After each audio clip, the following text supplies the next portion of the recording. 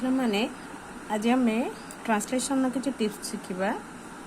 मन कर जाओ आम अतीत कौन सी कथा को इमेजिन करुचु ताहले आम तक केमती ट्रांसलेट करवा। गोटे ट्रांसलेशन लिखुच देख मत लगुला वर्षा हेब। ये देख पिला माने मत लगुला तो माने वर्तमान लगुना यहाँ अतीतर कथा कहुच्छी कि अतीत कौ कथा कह भविष्य कथा कह वर्षा हेब ना वर्षा वर्षा हेब तेणु ये ऑल्सो इमेजिनरी थिंग्स है। तेणु आपको आम तक केमती ट्रांसलेट करवा। मत लगुला I had a feeling that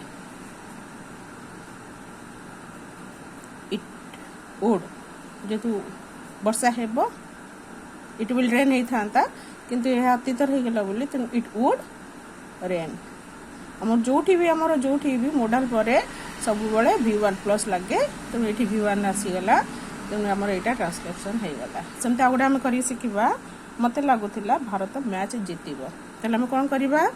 मत लगुला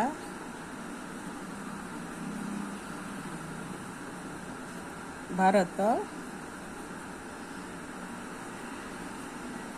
मैच जीतब एटा को हम केम ट्रांसलेट करिया। सेमती मते लगुला I had a feeling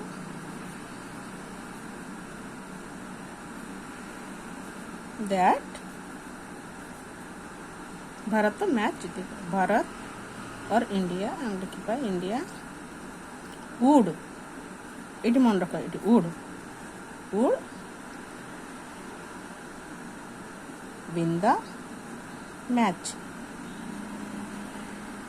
okay ये भाव में ट्रांसलेट करवा। कहीं वुड विन आसला ये वुड विन आसूची कहीं ना यहाँ इमेजिनरी थिंग जोटा कि भविष्य हबार अच्छी किंतु इमेजिनरी मत लगुला यहाँ अतीत रोचे मत बर्तमान लगुन मत लगुला है। तेणुक ये जगह आम V1+ आने है वुड + V1 ये भाव है। एवं निजे कह ट्रांसलेट केमती हम मत निजे करके देखा मत लगुला से परीक्षा भल मार्क रखिबा।